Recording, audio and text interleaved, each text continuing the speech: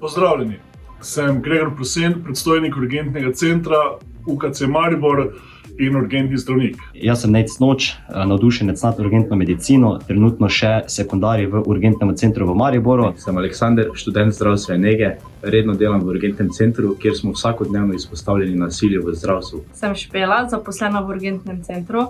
Sem Daniela, zaposlena v urgentnem centru in tudi na triaži. Katja, zaposlena v urgentnem centru. Sem Urban, delam v urgentnem centru, kjer opažamo vedno več nasilja in nestrpnosti. Želim si, da se ne bi vsakodnevno soočali z nasiljem na delovišču. Da si nihče, še posebej pa ne zaposleni v zdravstvu, ne zaslužimo, da se moramo ukvarjati z lastno varnostjo. Naši sodelavci in sodelavke si ne zaslužijo strahu oziroma tesnobe na delovnem mestu. Prosim, podprite kampanjo Nenasilje, saj nasilje ne prenaša trajnih rešitev, temveč povečuje bolečino in trpljenje. Zato prosim, podprite našo kampanjo Nenasilju v zdravstvu. Prosim, podprite kampanjo Nenasilje v zdravstvu, saj nismo ogroženi samo zdravstveni delavci, temveč tudi pacienti.